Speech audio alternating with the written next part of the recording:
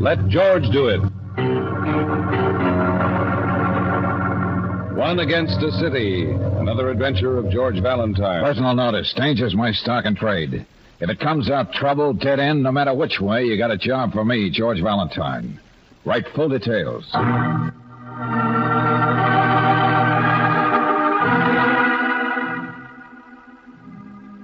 Dear Mr. Valentine, a city that's lost so much of its conscience that it's allowing itself to be ruled by 3 cynical, ruthless men. That's the gimmick I hope will intrigue you. Thanks to one other citizen who feels as I do, I can now hire a man of strength and courage who's interested not only in money, but in the challenge of a very uneven but worthy battle. I've tried to fight this.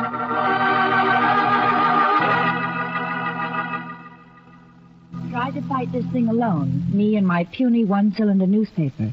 All I got out of it was threats, a few expert beatings, and a reputation as a crackpot idealist. Come on in, Mr. Valentine. The water isn't fine nor clean. But you may be the kind who doesn't mind swimming against the tide. It's signed Sam Morgan. Let me have that book, see? Here. Intrigued? Slightly fascinated. Sharondale Chronicle, the voice of Sharondale. Population 70,000 and growing strong. 70,000 people goose-stepping for 3 Little Caesars? Isn't it just possible, George, that Mr. Morgan may be letting his journalistic fervor run away with him? Mm-hmm.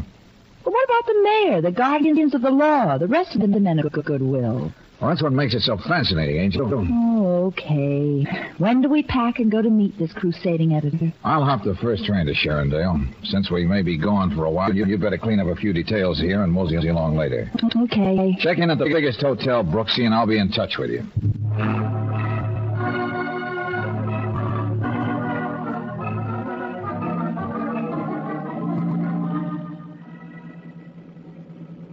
Sharondale, next stop, Sharondale. Ain't you kind of cold out here on the platform, Jack?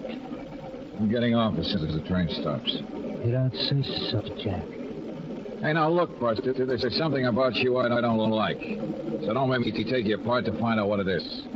Just come out to offer for you a drink. Yeah, well, I'm sorry. I don't slug my cough and varnish out of bottles. That's too bad, Jack.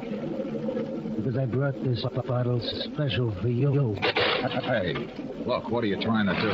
You're getting off here. And don't make me carve things in your face. I don't like the sight of the blood. Yeah, well, it's not going to be my blood, Buster. Get off, I said. Get off.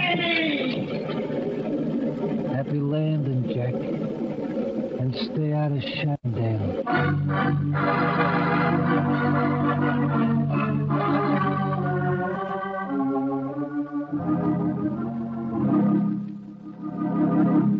But Valentine, I can't understand it. No one could have found out you were coming here. Yeah, well, nevertheless, Morgan, you can see I received a very enthusiastic welcome to Sharondale. Gee, did you really get pushed off the train, mister? Johnny, didn't I tell you to go upstairs to bed? And you mean you only got your face scratched up like that? Johnny. I got a few other bruises, son, where they don't show. Well, you're lucky the train was slowing down. Bet you it was one of those gangsters you're always talking about, huh, Dad? I bet you. Oh, Johnny, do as your mother says. Go to bed. Aw, gee. Okay. Well, I suppose I should tell you how sorry I am, Valentine. But after all, I knew what I was getting into. The important point now, Morgan, is how did it leak out about me? Well, Mrs. Sharon is out of the question. She put up $25,000 for this whole campaign. You may as well know it, Sam. I called up Len Tucker and warned him. What do you say? I wanted this man scared away. Well, looks like we're a house divided. Why shouldn't I, Sam? For 10 years now, you've been running for mayor, butting your head against the stone wall, getting yourself beaten up, Ruth, we've been through this before, but Valentine here, he should have been killed. You'll have to believe me, Mr. Valentine. I'm sorry. I didn't dream they'd do anything vicious. I was thinking about our home and our future. You just heard Johnny talking about gangsters as though this was some kind of game we were playing. You heard him, Mr. Valentine. Yes, Mrs. Morgan, I heard him. Oh, Sam, give it up. Nobody else cares what happens in Sharondale. Why should you? Yeah, because I'm me, Ruth. I don't think I'll ever change. It's destroying us. That's all I know. You still want to go on playing ball, Morgan? You heard what I told my wife. To what happened to you, I didn't think that you... Well, just suppose I'm weak of mind and I don't care if I'm pushed off trains. Now, what's the setup on this charming bird? Well, as I said in my letter, through the years, 70,000 upstanding citizens have allowed themselves to become the pawns of 3 men. And I guess it's safe to presume these 3 characters work together. Yeah, and they've got Sharondale neatly parceled out. And there's enough graft to make the authorities look the other way. I see. Who are they? Oh, Big Ed Corrigan runs a gambling, backroom card parlor, slot machine, and bookie joints. Go on. Now, Leonard Tucker, a very suave gentleman, sells protection to businessmen, big and small. They know better than to say no to his salesman. And number 3? Yeah, a truly incredible character who calls himself Wally Wallpaper. Huh? Yeah, came by the name because of the loud ties he wears. Buys them by the dozens. He has his big pudgy hands on everything that happens after dark. Nightclubs, roadhouses, things like that. Ostensibly, he's merely the owner of a plush cafe called the Barrel House. And you, with Mrs. Sharon's $25,000, expect to sweep all of this clean? She's a wonderful woman. One of the first families, I guess. The first family. Her grandfather founded Sharondale. She knows how to fight back, too. You'll believe me when you hear the plan she's got. Okay, the sooner the better.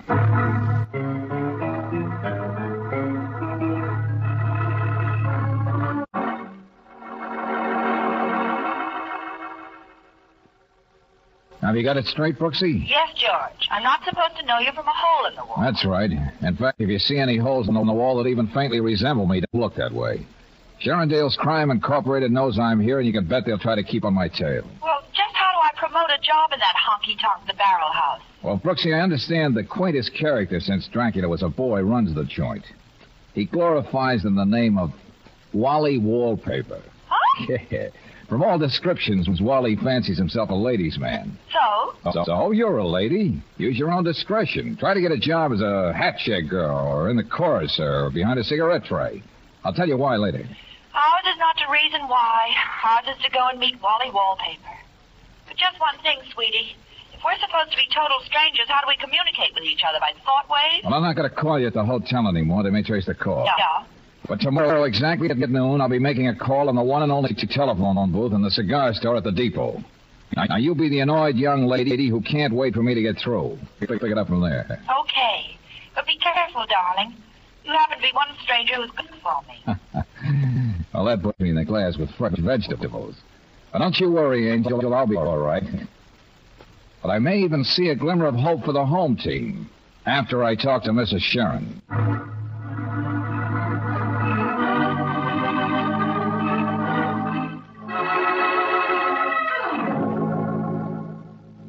Well, don't stare at me like that, young man. You're probably thinking, isn't that a bloodthirsty, rip-snorting plan to come from the lips of an old woman? You should take it reading tea leaves, Mrs. Sharon. Don't you think it would work, Valentine? Well, I'm not quite the clairvoyant that Mrs. Sharon is. Oh, poppycock, of course it'll work. It's the oldest maneuver in the world. You know what always happens when thieves fall out. Mm-hmm. Now, there could be enough noise to wake up even a sleeping city. Exactly. Tucker, Big Ed Corrigan, that larcenous clown Wally Wallpaper. If each one thinks the other two are trying to poach on his territory, the 3 of them will be at each other's throats. There'll be an unholy clamor. Don't you see, Valentine? I'll have a real chance at the polls next month. If enough people wake up and are willing to do something about it. Oh, it's all swell theory. But if those 3 are as thick as bubbles in a glass of champagne, it's going to take some doing to turn them against each other. There's $25,000 in Sam's account in the bank to turn theory into fact. If any innocent people get hurt, we'll take care of them. I'll leave the details to you.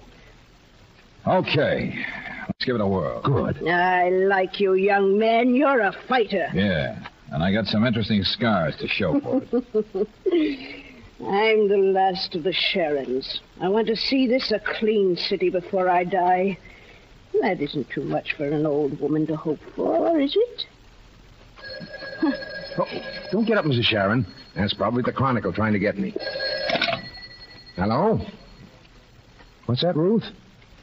Oh, for the love of heaven, calm down. What's happened? Johnny. Why, those dirty... I'll be over at the hospital right away.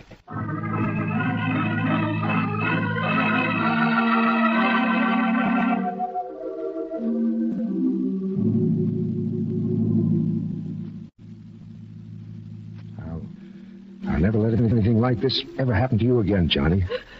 This was all my fault. I'm okay, Dad. You heard what the doctor said. Easy, Mrs. Morgan, easy. What about Mr. Valentine? Gosh, they pushed him off a train, and that didn't scare him. You're just a little boy, Johnny. You shouldn't be mixed up in this. Well, I almost ducked when that old truck tried to run me over. I guess we'll show those gangsters, huh? Huh, Dad? Just like in the movie. Oh, Johnny, stop talking like that. This is not a movie.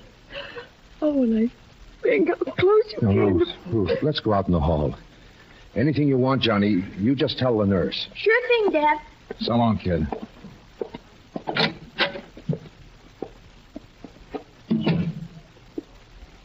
Sam, No, I know all the things you're going to say, Ruth, but they're not necessary. Well, look, maybe you folks would like to be alone. No, Valentine.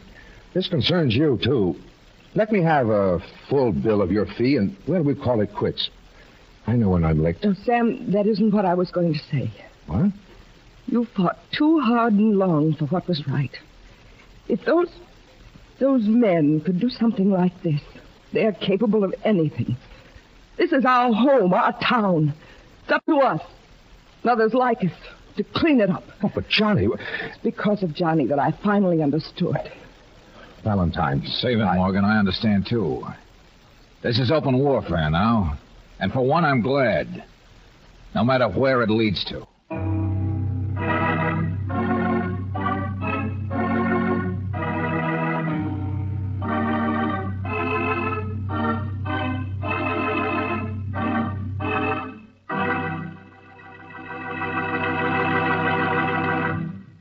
We'll return to tonight's adventure of George Valentine in just a moment. And now back to tonight's adventure of George Valentine. You've come up against some pretty formidable assignments, but playing the leading role in a drama called One Against a City under the thumb of three cynical, ruthless men, is a bit of casting you could have done without. Still, when a nameless hoodlum shoves you off a train and the truck nearly runs down a youngster to warn you off, you just put your head down and wade in. That is, if you have the same stubborn streak as George Valentine. You started something, Mrs. Sharon, so you may as well sit back and watch the fireworks. You don't think I want to back out?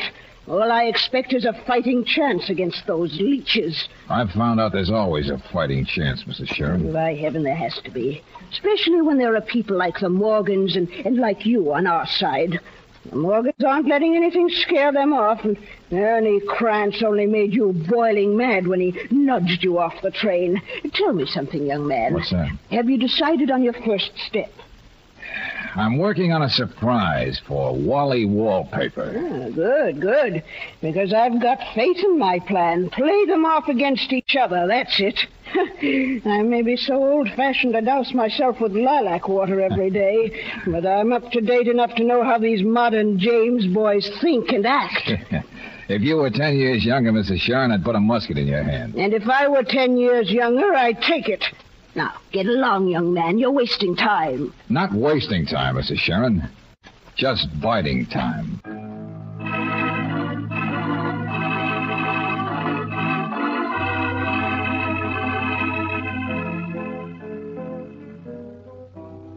Never mind thanking me for the job, Miss Brooks. You can start pushing cigars and cigarettes here at the Barrel House tonight. Oh, thank you, Mr. Wallpaper. I think you're the sweetest man. And I think you got class, baby. Yeah, and good taste. I could tell that the minute you went off your nut about this tie I got on. Ain't it a beaut? I've never seen anything like it in my life. Hey, look at. When I pull on it like this, see? The girl does the hula and the palm trees start waving. What do you think? Suddenly I'm on the beach at Waikiki. Where? Oh. And what I like about it is it's so conservative. That's right, baby. I'm not one of them loud guys. You'll find that out when you get to know me better. Which reminds me. Yes, Wally? When you're through tonight, how about me showing you some of my other ties? I got hundreds of them. To think you're taking all this interest in me, Wally. And you're such an important man. You're not wrong, baby. If you knew all the joints in this town that pay off to me, you wouldn't believe it. Well, let's talk about you. What'd you say your first name was? declare.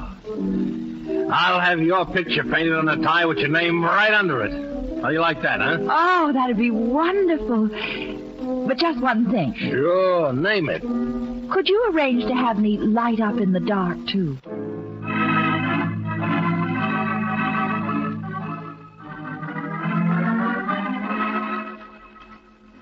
Hey, look, lady, I'm making a long-distance call to my mother. Find yourself another phone booth somewhere. Good work, Brooksy. You've been in there an hour. You don't have a lease on this phone booth, you know, mister. Now that I've got a job, what do I do, George? Come on, operator. Come on, will you? Yeah, I don't think we're being watched, but be careful. You'll find a little package on the shelf of the phone when I leave. Where does your mother live? In Timbuktu? Well, operator, I did put in 2 quarters and a dime. Just smash this package on the floor at the barrel house sometime during the evening. Then what happens? Oh, you'll find out. All right, operator, forget it. Okay, miss, it's all yours. And when the joint begins to jump tonight, Angel, just make sure Wally thinks one of Leonard Tucker's men did it.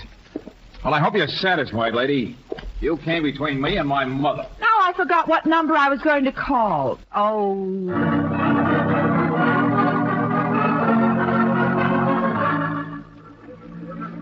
Yeah, what boys got through that stink bomb? I'll kill him.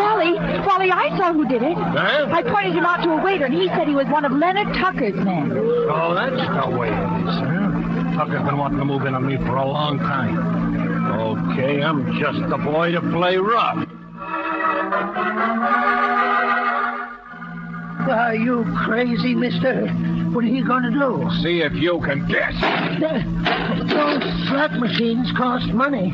Wait till Big Ed Corrigan hears about this. Just tell him that Wally Wallpaper has decided to branch out. Oh. And that includes gambling in this town.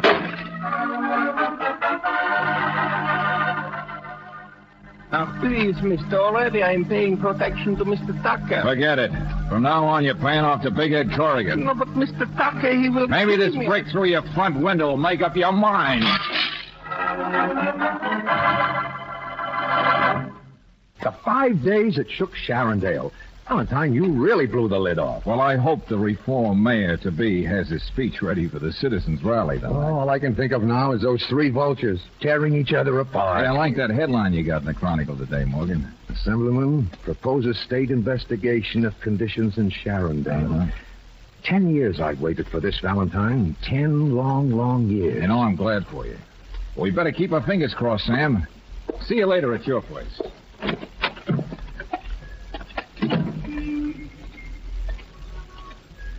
Where do you think you're going, Jack? Johnny One Note. I've been waiting to catch up with you. Don't be so happy. This rod in my pocket ain't been used for a long time. I might decide to see if it still works. Where to, Ernie? Huh? Don't get so familiar. Get going for that car over there.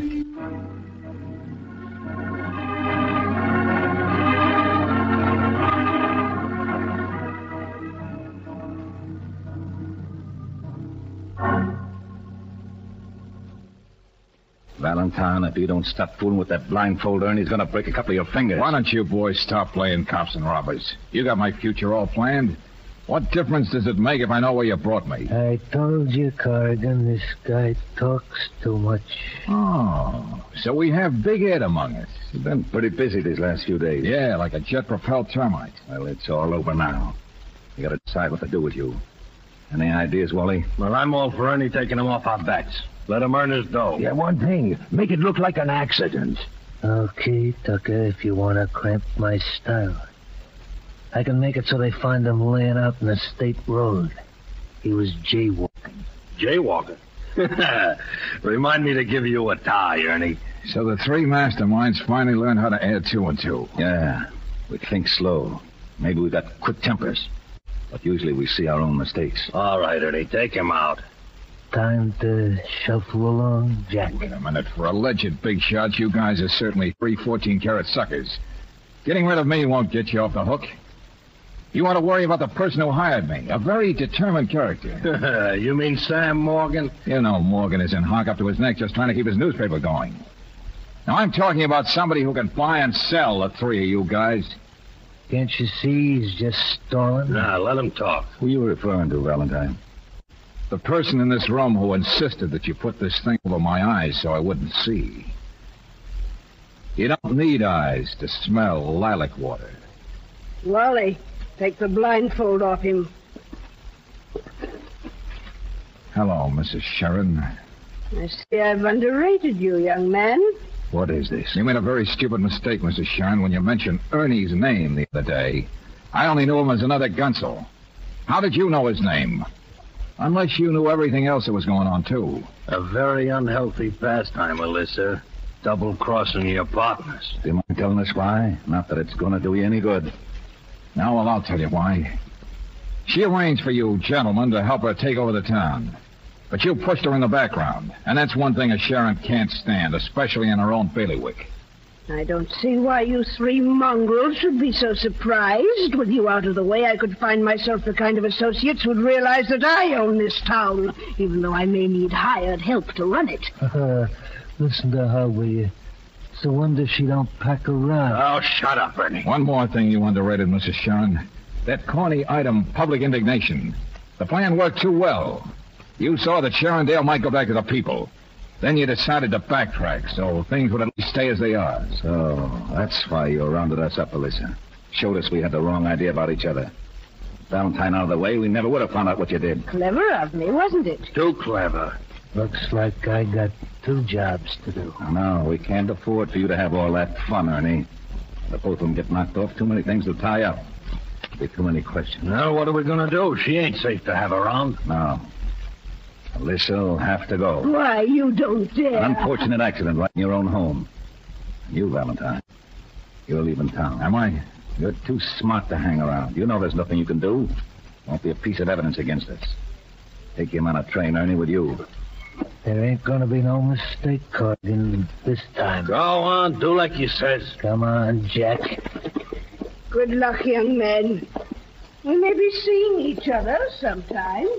It was exciting while it lasted, wasn't it? Yeah, a barrel of fun.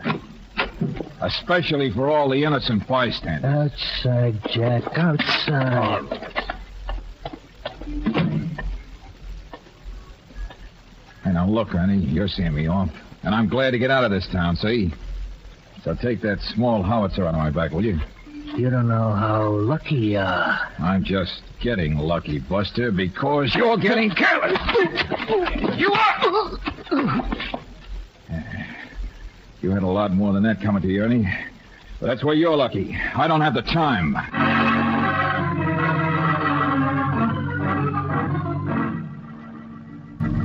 But I don't know whom we can get, Valentine. You know how long it takes for the police to do anything when it involves Corrigan or any of those fellows? No matter what she's done, we've got to try to help her. I know. I'll get a couple of state troopers. And anybody else we can trust. Tell them to meet us at the Sharon place.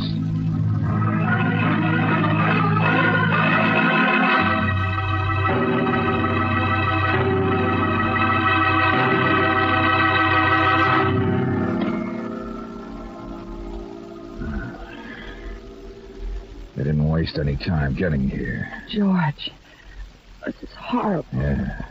And they kept their word about making it look like an accident. Old ladies have been known to fall downstairs and break their necks. Oh, it's going to be hard for Sharondale to believe the truth about its first lady. Sam, you're not going to print the truth. And nobody's ever going to know it. But, George... It's going to be the first real service she's ever done for the town she was supposed to love. But, Valentine, people have the right to know that this Mrs. Sharon was really responsible for Tucker and all the others. She was feeding on every racket in the town. But wouldn't it be smarter to let them think she was pure as driven snow? I don't get it, George. What better way of being swept into office, Sam, than making the good citizens think that a sainted member of the Fonding family was brutally murdered by gangsters they allowed to thrive all these years? We may never be able to prove that. That's going to be your first job in office, Mayor Morgan.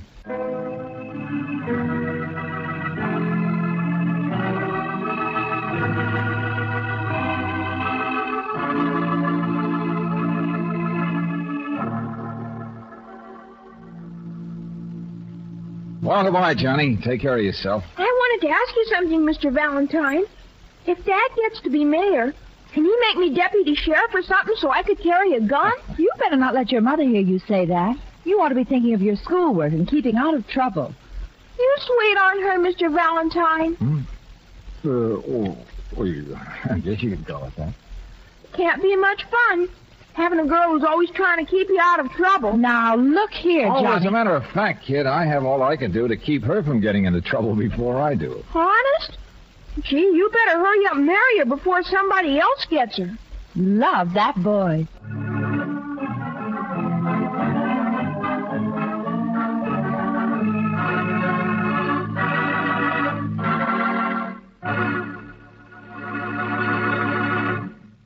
Let George Do It stars Robert Bailey as George with Francis Robinson as Brooksy. Tonight's story was written by David Victor and Herbert Little Jr. and directed by Don Clark.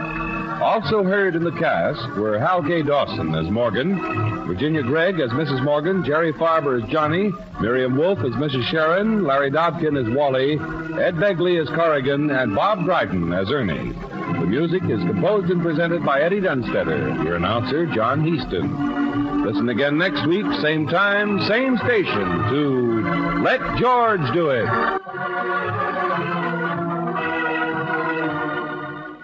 This is the Mutual Don Lee Broadcasting System.